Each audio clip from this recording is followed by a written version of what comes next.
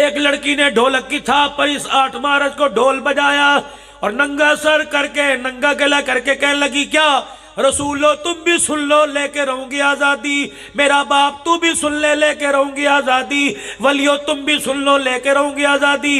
پھر دونوں ہاتھ کی انگلیاں آسمان کی طرف کر کے کہنے لگی اللہ تو بھی سن لے تیرے سے آزادی لے کے رہیں گے، روک سکو تو روک لو۔ یہ کلپ میرے پاس موجود ہے، رب کعبہ کی قسم لڑکابے کا پکڑ کر آمنہ کا لال روکے نہ دکھاتا، اس زمین سے انسانیت کا نام ہی ختم ہو جاتا۔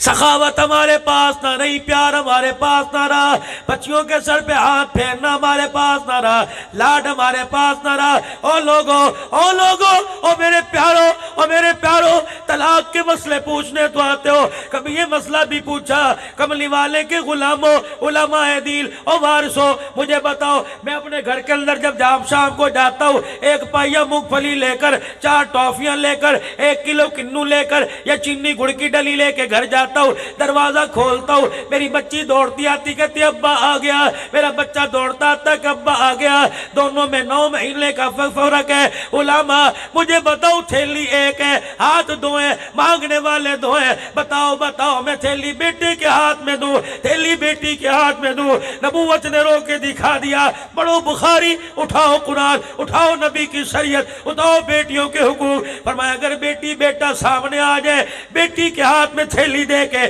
ماتھا چومنا، بیٹے کو سینے سے لگانا۔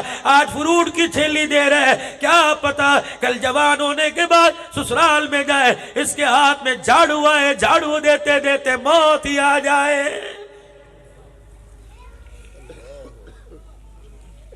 فرمایا جس کے بیٹی پیدا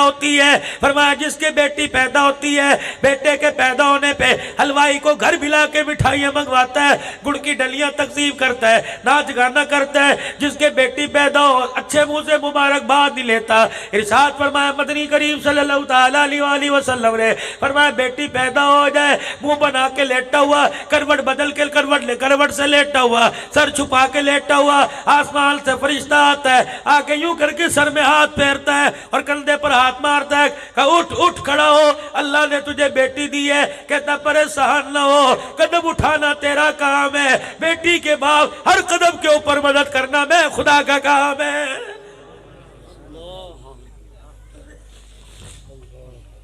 ہمیں تو میرے عزیزوں پیسے کی چمک کس کی وجہ سے ہمیں تو دین سے دور اتنا کر دیا گیا کہ چاروں طرف سے مار پڑ رہی ہے، بچانے والا تو دور کی بات، ہمیں چپ کرانے والا بھی کوئی نہیں۔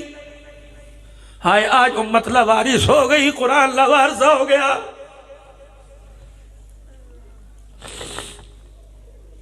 گھر گیا جا کے بیوی سے کہنے لگا خدا کی بندی گلا کرنا میرا کرنا، کوئی ناراضگی کرے مجھے کرے، کوئی بولیو تو مجھے بولو، حضور کا مہمان بار کھڑے آواز نہ دینا، پیغمبر کی نبوت والی پگڑی پہ حرف آ جائے گا، کہے گے ایک مہمان نہ سنبھالا گیا، اللہ کہنے لگی واہ اللہ تو امتحان بھی اپنے بندوں سے کیسے لیتا ہے۔ کہنے لگی 4 دن ہو گئے پیٹ میں روٹی نہیں گئی، آٹے والے ڈبے میں گھس گئی تھی، ناخنوں سے میں نے کونے کھانچے میں سے آٹا کھرچ کے اتنا سا پیڑا بنا لیا، ایک چپاتی بنی، مجھے میرے ابا کی بات یاد آ گئی، میں گرم روٹی کا لقمہ توڑ کے منہ میں ڈالنے لگی۔ میرے ابا جان نے مجھے رخصت کرتے وقت جب ڈولی میں بٹھا رہا تھا، میرے ابا جان نے کہا تھا خبردار اپنی خوشیوں میں اپنے شور کو شامل کرنا، اپنی خوشیاں اپنے شور کے بغیر نہ منانا، کہ روٹی تو نے بھی نہیں کھائی، روٹی میں نے بھی نہیں کھائی، اللہ اکبر۔ بھوک کا تقاضا تو یہ تھا ساری کھا جا،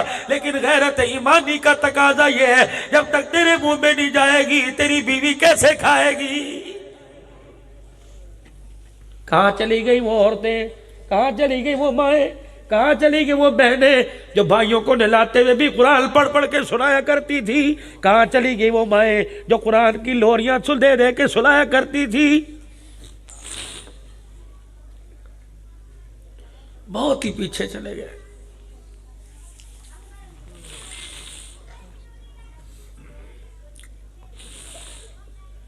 گھر والی کہنے لگی میں نے تو چپاتی بنا کے پہلی 2 ٹکڑے کر کے رکھ دیے، آدھی تو کھائے گا، تیرے بعد میں کھاؤں گی۔ کتنے تجھے نبی کے امتی تجھے سلام کرتے ہیں ہماری بہن۔ نبی کی تابعدار تجھے سلام کرتے ہیں، اللہ غنی اللہ غنی۔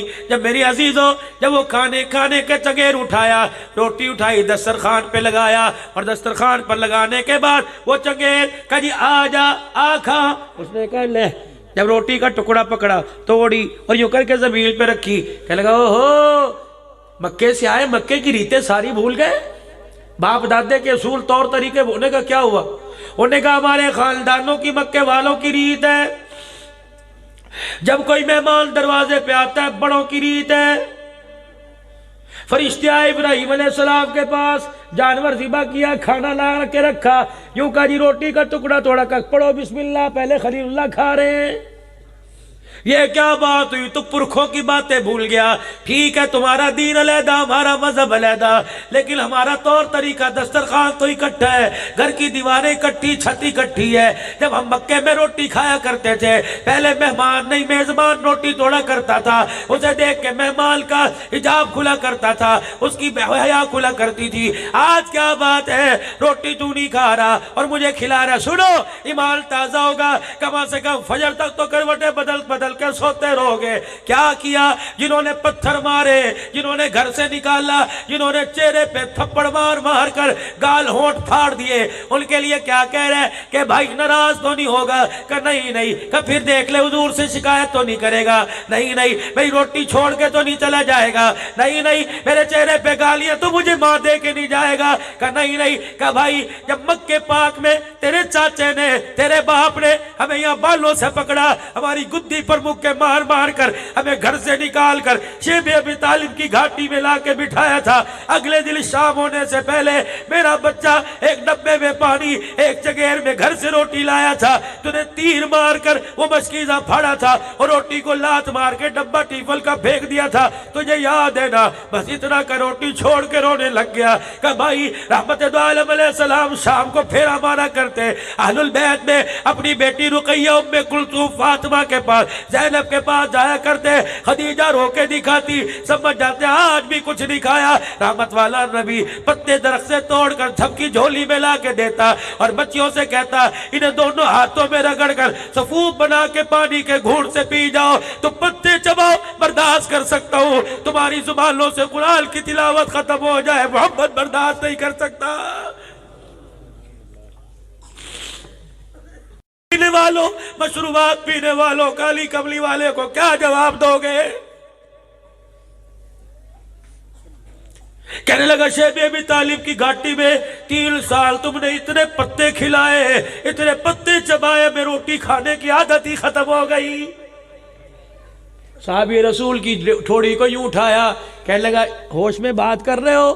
پتے تو جانور بکریاں کھایا کرتی ہیں، اونٹ کھایا کرتی ہیں، کہا تجھے کھا کے دکھاؤ۔ جلدی سے چھلانگ ماری، وہ روٹی کا ٹکڑا ہاتھ میں پکڑ، چھلانگ ماری، باہر نکلا، یوں درخت سے 4-5 پتے جھاڑ کے لایا، کہنے لگا دے بسم اللہ وعلی برکت اللہ، 2-4 پتے مروڑ کے منہ میں ڈالے، ایک پتے کی نوک گال کے اندر چپکی، کلے کو پھاڑ دیا، خون نکلا، یوں کر کے منہ چھپایا، ادھر خون کا فوارہ نکلا، ادھر اس کافر کے سینے سے کفر کا زنگ نکلا، روٹی کا چگیر پرے کیا، نبی کے صحابی کو سینے لگا کے داڑے مار کے رونے لگا، کہنے لگا او لوگو ہم تو آج تک بے وقوفی میں رہے، نہ سمجھی میں رہے، ہم نے تو اپنا تمہیں دشمن سمجھا، لیکن واہ کیا کہنے تمہارے جن کے دسترخوان کی کوئی مثال نہیں، ان کے کلمے کی کیا مثال ہوگی؟ روٹی بعد میں کھاؤں گا، پہلے تجھے تیرا کلمہ پڑھ کے سناؤں گا۔ صحابی کے سینے سے لگ کے کلمہ پڑھا، صحابی کی چیخ نکلی،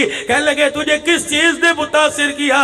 کہنے لگے جن کے جو کردار میں اتنے اعلیٰ، وہ اسلام میں کتنے اعلیٰ ہوں گے، جن کے غلام اتنے اعلیٰ، ان کا محبت کتنا اعلیٰ ہوگا۔ نعرہ تکبیر، نعرہ تکبیر، شان محمد مصطفیٰ، مقام محمد مصطفیٰ، شان صحابہ، عظمت صحابہ، جماعت صحابہ، بنات صحابہ۔ ہم تو مثال تھے دنیا کے لیے، ہماری تو کوئی مثل ہی نہ تھا۔ اور 4 واشتروا بھی ثمنا قلیلا، کوئی 4 پیسے اوقات تھی، 4 پیسے میں ایمان بکتا۔ ہم نے تو ایمان کے خاطر باپ بہن بھائیوں کو چھوڑا لیکن کلمہ نہ چھوڑا. آج لوگوں پیسے کی چمک نے ماں باپ بھی چھڑا دیے, ایمان کی دولت بھی چھڑا دی.